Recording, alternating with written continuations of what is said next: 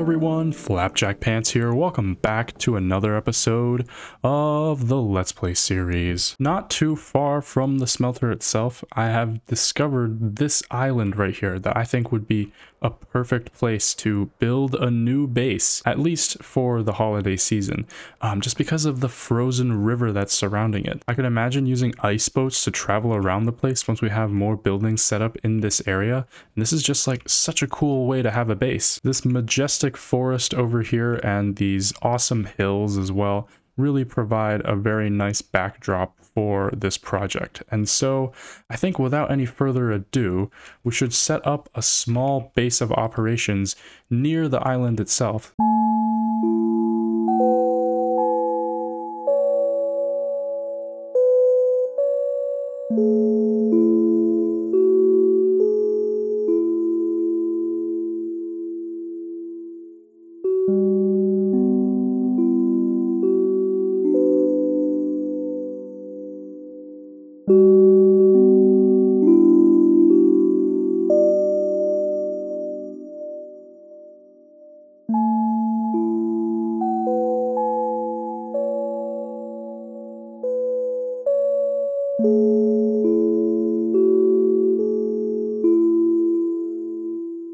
Alright guys, as you can see here, I've set up a little campsite right next to this naturally generating igloo here. This is just a nice little area. I put a barrel here for some extra storage in case we need it, but all of our stuff is inside the igloo here.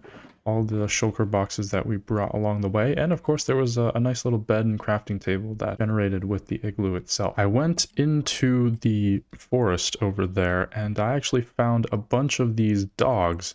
And so I decided to make this little dog sled over here with the huskies. You know, I think this is a nice little bit of environmental storytelling. These guys are actually leashed to fences here, but I don't think it really shows up that well.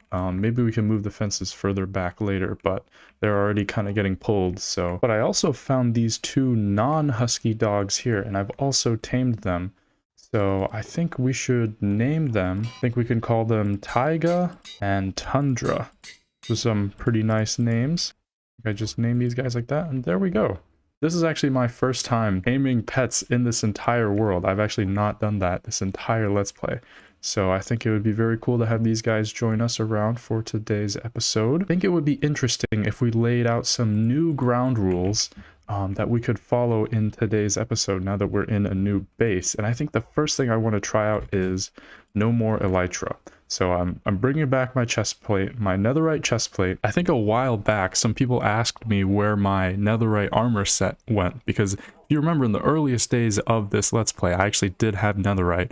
And let me tell you a quick campfire story. Basically, when I was digging out the canal at New City, I blew up in TNT, died and lost everything. And so that was the only time I ever lost my netherite set. But because I wasn't wearing my chest plate at the time, I actually have it right here. And there's actually some other items in my equipment chest from the netherite era that are still around, like my pants, which I think I had an extra set of for whatever reason, but I've been using diamond since then because it's basically the same. Alright, but as you can see here, we have our little setup here, and it's actually on the mainland off the island itself, which is this landmass over here. So I think the first thing that we can do actually on the island itself is set up some infrastructure and build some bridges over from the mainland.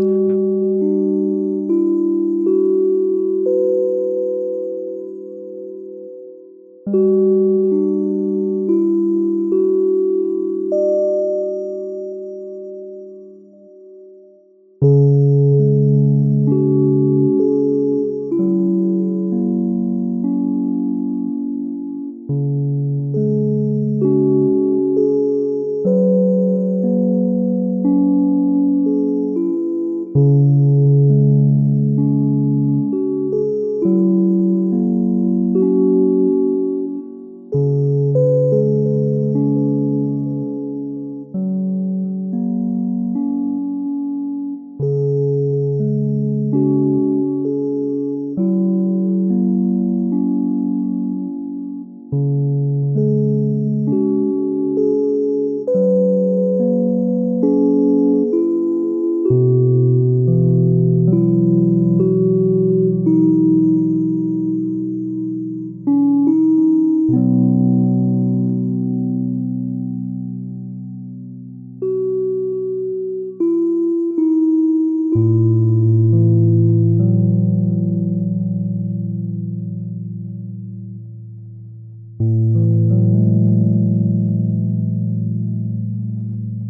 eternal memory to Tundra and Taiga.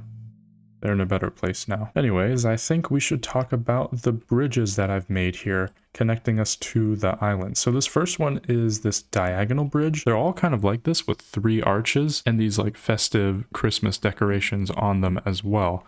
I quite like the path in general, the blocks that I've used here. As you saw earlier in the montage, I was trying to get rooted dirt, but apparently you actually can't craft that. So I've just used regular dirt here. And unfortunately, in some places the grass is spreading, but it's not spreading all the way up the bridge. So I think it's okay overall. Of course, because we're in a tundra, it snows pretty often. And so snow will accumulate kind of on every other level here on the bridge. And so in order to break that up a little bit, I've used buttons here that kind of look like little pebbles or stones as well. And so that kind of like makes the snow a little bit more interesting overall, I think. An important consideration for me when designing these bridges was to have these arches be large enough that we could ice boat through. Unfortunately, I kind of suck at this, but you know, we can slide through here when we're traveling along the ice road. If we pick up some momentum here going through this one, as you can see, there we go. Oh, we clipped the wall a little bit, but we were able to make it through. Some of these really narrow places, I just kind of bounce between the 2 sides of the river, but I think eventually we'll get good enough at this. And that brings us to the second bridge here. So the first one kind of brings the mainland over to our little temporary camp there, but this one brings the island towards the smelter there, as you can see in the distance. Eventually, I want to build a path over here leading to the actual smelter, so we'll have some place to walk over. But this is kind of the second bridge. As you can see, it's basically the same as the first one, except it's straight instead of diagonal. And overall, I quite like this design. It's on the simpler side, but it kind of has like that old school Minecraft charm. Continuing this way is our third and final bridge. So as you can see, this is the exact same as the second one, but this one actually leads to a village here. The path for this village is very strange. As you can see, it just gets cut off by this wall here and it continues up there.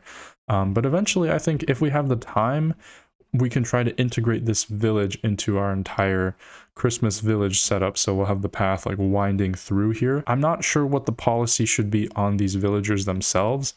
Most of the time when I want to keep villagers around in a village, I will force them into their homes and block them off. But I don't know. I wasn't super sure I wanted to do that with this one. But of course, there is the risk that they'll die at night. So I think much like with Tundra and Taiga, we just need to make sure we're on top of sleeping, because without an elytra, we do not have a quick escape to protect these guys from the mobs. But yeah, with that all being said, I think it's about time we actually break ground on working on the island itself here. I think the plan in general, I just want to kind of chip away at small projects every single year. So this is not like a staying here for months at a time kind of project. This year, kind of my main goal was to just set up some of the basics, and next year we can come in with more fresh ideas. So every year is going to be slightly different. This is pretty much the tallest hill on the island, and I think the first actual building that we want to have here should be like a town hall building that I'll place right about there. So without any further ado, let's crack on.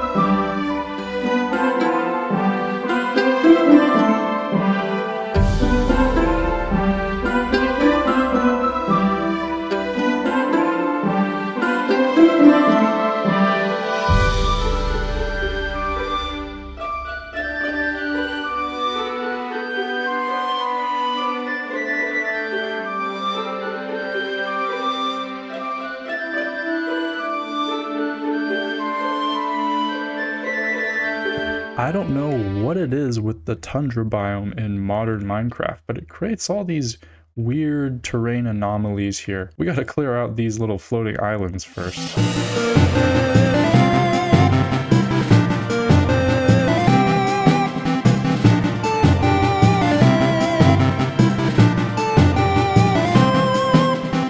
Alright guys, what were we talking about again? Oh yeah, the town hall. Alright guys, I think we did a pretty good job with the town hall overall. I think I said earlier that I wanted this to be a storage building, but I kind of changed my mind, and I'll talk about it later, but it's kind of just like a meeting room purely aesthetically. I really struggled with the design of this building. As you heard just then, I've added the famous bells in from the new city as well. So there's about 10 bells in the actual tower itself that'll ring periodically throughout the day. But yeah, as I was saying, I really struggled with the design of this building overall. I wanted it to be different enough from New City to kind of be like its own thing. I kind of embraced some older Minecraft building techniques, like focusing much more on depth in certain places than color, but I think it overall turned out very well. As you can see up there, I have some shelves with candles in them that are kind of like little Christmas lights, and so overall it's just a very festive vibe from this building. Now unfortunately, if we head a little distance away, we should be able to see that all the shelves, all of the shelves kind of disappear, or at least the candles on them. So that's kind of an unfortunate side effect of just how Minecraft works. I think I want to talk about the clock that I have up here. This is a very old school kind of clock design that I used to do much more often. As you can see, it's just trapdoors and a fence. You can tell the hour hand from the minute hand. But yeah, heading inside, as I mentioned earlier, this was kind of more inspired by old school Minecraft. So I did some interesting tricks like using torches for chandeliers. People don't really use torches as like actual building blocks. They just kind of see them as like utilities. If you just have like a trillion torches on like a field, some people don't even notice them there. And I think that's kind of a mistake. But also this little table here, very simple. It's just literally just stairs. I didn't want to use signs here either because I felt like that would kind of make this whole area feel a little bit too clustered. But yeah, we have a nice big fireplace. I've used blast furnaces in the actual building, which is something that I wanted to try out, trying out new blocks in general. Yeah, guys, overall, as you may have noticed, this building doesn't really serve any function. Originally, I wanted to like fill this up with like copper golems, make this into like a big storage room. But, you know, I actually thought to myself, seeing as we're only going to come here a few times a year, if that, I think I want to try something different with building. So every single build I've made in the past kind of serves a purpose. It kind of like has a farm that it's hiding, something like that. But I want to try building just for the sake of building, like creating a cool area that we visit every year just to build and for nothing else. Buildings that hide farms have to kind of be pretty large. Like if I wanted to have like a full storage room like the kind we have in the new city, this building would have to be like 4 times as big. And that's just not really what I want to do. I want to try building with a smaller style. I kind of want to work at a smaller scale, more to the scale of the player. But yeah, with that all being said, I think we can move on to the next addition to our Christmas village. And that is the Christmas tree itself. You know, we can't have a Christmas village without a Christmas tree. And so I think this town hall building kind of frames a very good little central square area, which I think can be right here. This is roughly in the center of the island, but I think this would be a good place to like have a big old Christmas tree. And maybe in today's episode, we'll try to surround it with buildings just to get that central square done.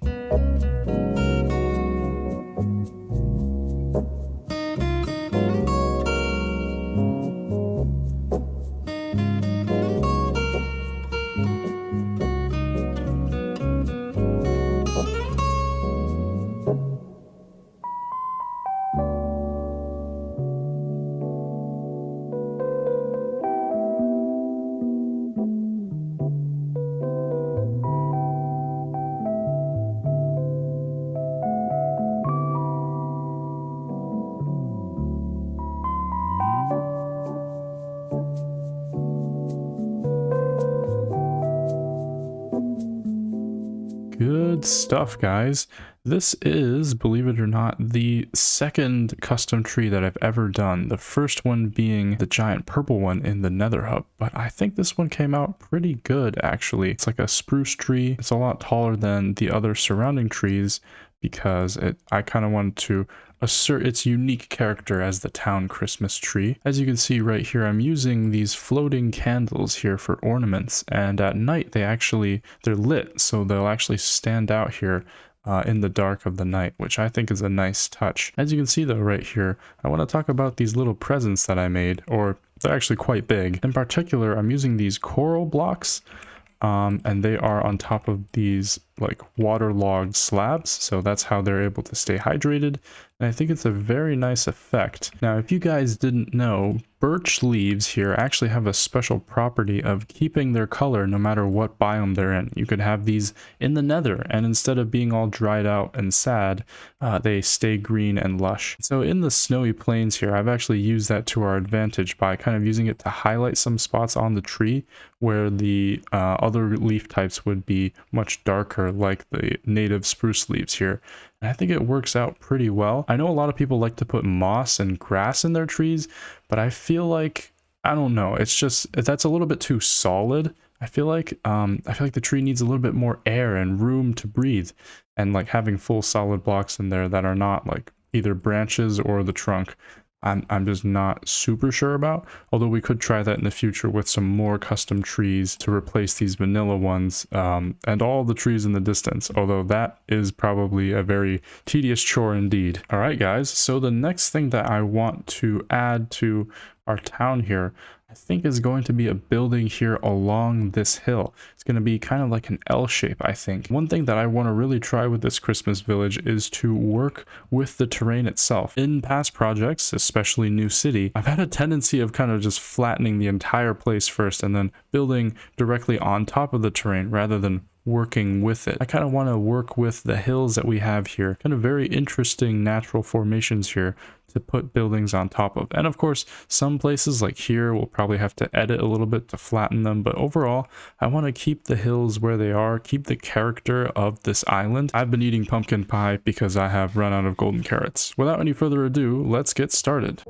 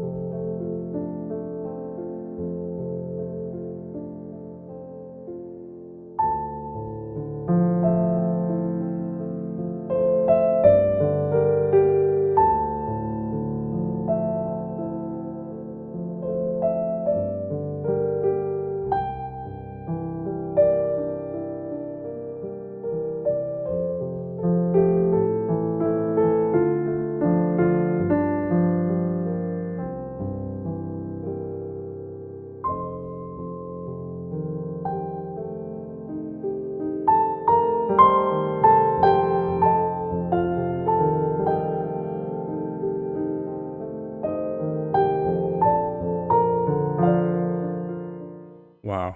Isn't the weather right now just delightful? I finished up our building right here, and I think it came together pretty well overall, although the snow is making it a little bit difficult to see. There we go. That should clear the weather. All right. Yeah, so as you can see here, I've used a lot of red colors here for this building, particularly mangrove, which we built a farm for last episode. I really like this very rich color, and I think it pairs well with the crimson hyphae, I think this is called. But yeah, overall, I think it came together very well. The windows are pretty similar to our town hall, but there are some things to distinguish it, such as the different shape, and of course the fact that we have a Christmas wreath up there. I really wanted to make sure that all the buildings that we put in this town aren't too samey. So there's like at least a handful of elements that distinguish each one from each other, or at least there's some distance between them. Let's take a look on the inside. There's a nice little area down here for storing some books here. I've left these as empty chiseled shelves because we can use this for actually putting in books later. But yeah, this is just a nice little landing area. And then as you can see, once we get up here, this is the actual library itself. I wasn't too happy with how this came together overall. I think it's a little bit too monotonous. Overall, it gets the idea across. It's just bookshelves. There's not enough room really to put up too many other things. So there's some paintings and candles, but Overall, I think it came together all right. In terms of fitting this building into the terrain, though, which is something that I said I wanted to do, I think this is a much better job than the town hall. As you can see, it's like actually integrated into the hill here. There's just a lot of places that are really, really inspiring. Like here, you know, we could have more buildings over here and like down this direction, so it forms kind of like a street. There's just like a lot of room for expansion that once we have these two down, that I think it really opens up a lot of different possibilities. Now there's a bit more work that I want to do in today's episode, and I think one of the next big things is to build a church right here. I think this is like a great place overlooking the main town square, and then maybe we could put some smaller things down to kind of contextualize these main three buildings that we've done in today's episode. Without any further ado, let's crack on.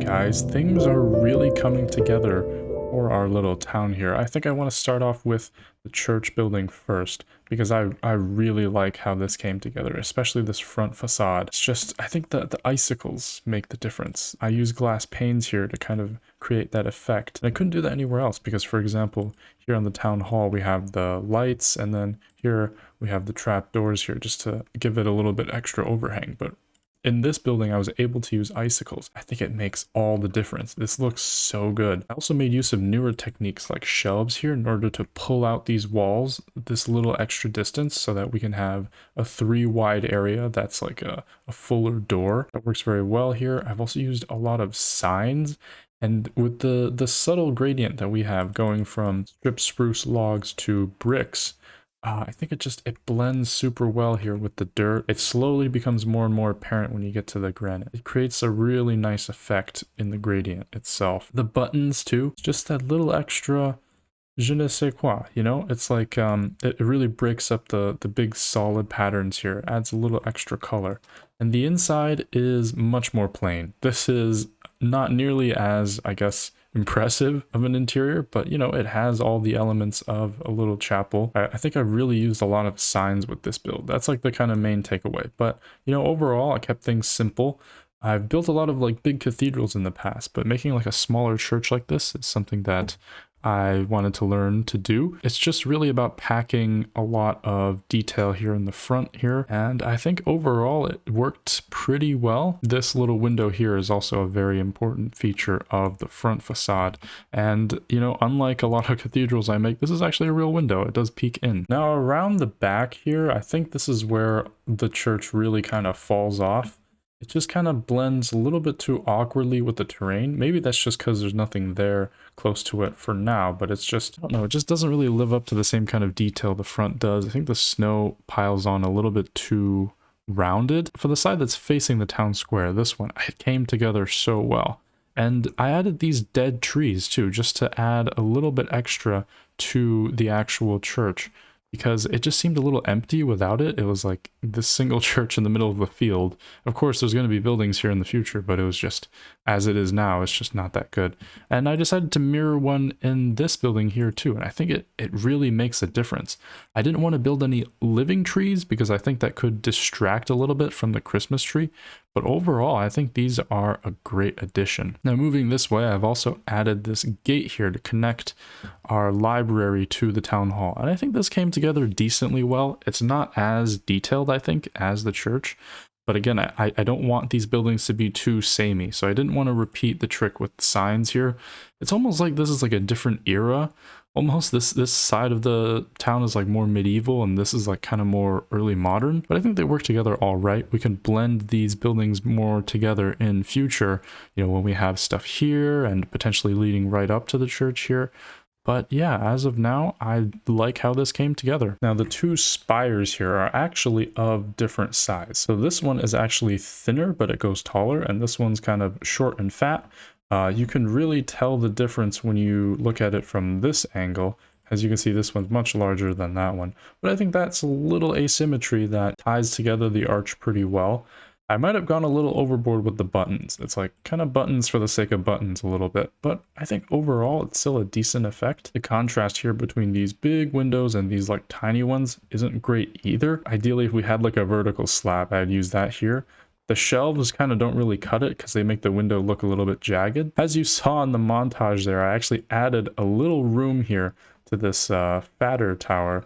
And I actually want to talk about this door for a second. So most buildings I've ever made are with spruce or dark oak, because those are the only wood types where the doors and the trapdoors don't have any like holes in them. But mangrove, actually, with shelves, we can do the same thing. As you can see, there's no annoying holes, no strange patterns or anything.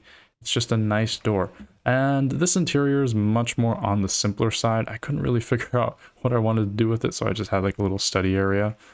Not exactly what you would expect in a tower like this, but again, I wasn't really sure what I was doing. This is actually some armor I got from killing mobs. I like how the door looks on the tower though. That is like a nice, it's like a little splash of red here on this big yellow tower. That's pretty cool. Now I added quite a few flags here of our little town. This is from the Nether hub. It's the same design copied over, but you know, it's just from every angle here on these hills, this town looks pretty good, but it's just from here. It's just remarkably empty overall. So I think I have a few ideas that could really tie this place together and give it a little bit more life.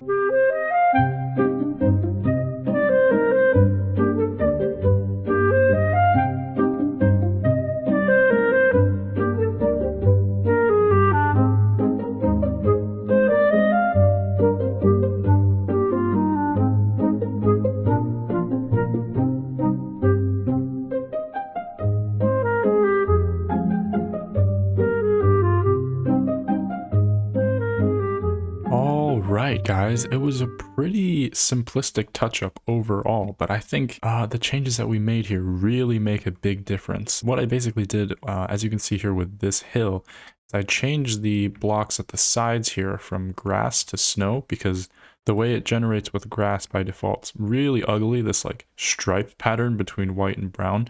But here it's just like a snowy hill. I wasn't fully finished with this process on this specific hill. As you can see on this side, it's still the regular vanilla grass. Eventually when we like expand further that way, I might do that. But for now, it's just only the side that's facing the actual center square. And of course, we did that here with the church as well.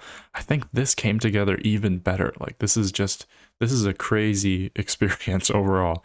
Like I don't think I've ever done so much terraining, but it really makes a big difference. In the latest Below Below episode, he really experiments a lot with using these like nether sprouts and other blue flowers, and I think it works remarkably well, especially in like a more cold snowy environment here like the Christmas village, I think this really adds a little splash of color to the white, and it blends pretty nicely. Probably the biggest change overall though is the grass path that I've added here.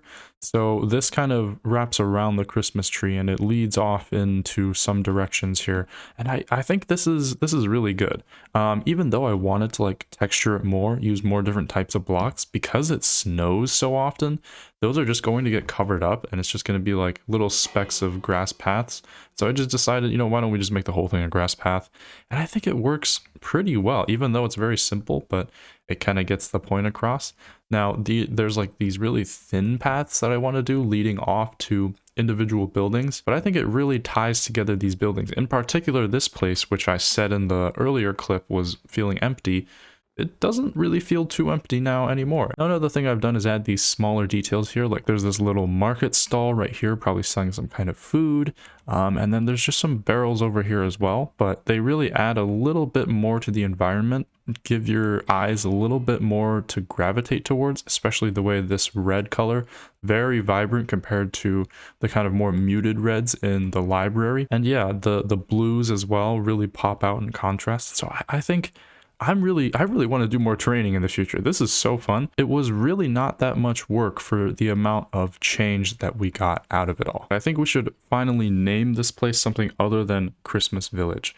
And I think St. Nicholasburg is a great option. So I think that's what I want to call this. If you guys have any more, oh, that really did not make this more visible. If you guys have any more ideas on what I could call this place, then leave them down below. But I think St. Nicholasburg is a great choice. Is blue going to be the right color? There we go. Now we can actually see that. Okay. All right, guys. That brings us to the comment of the day. This one's a longer one from Thumper8544. And they're saying, I feel like the B-Dub's face is a bit questionable, but I think you should go back to your profile picture skin because it comes across as you piggybacking off his brand, but you're clearly very talented and capable and should 100% focus on your own brand. Also, it goes with B-Dubs' very energetic character, but not with your chill vibes. Thank you so much for the comment, Thumper. The thing with my current face is that it was only really ever meant to be a one-off bit for the video where I built a moss farm and I got mass moss madness. Moss madness? This can't be. Long story short, I never really bothered to change it back, but you are right. I think something ought to be done.